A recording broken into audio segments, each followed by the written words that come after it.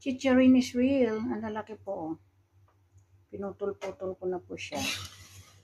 Ready for dinner. And for lunch tomorrow. Kalalagay ko lang yung ampalaya pero luto na kaagad o kaya hinahalo-halo ko.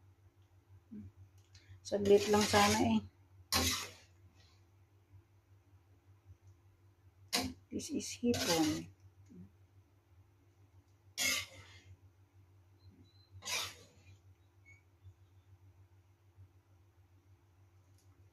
Si chicharon.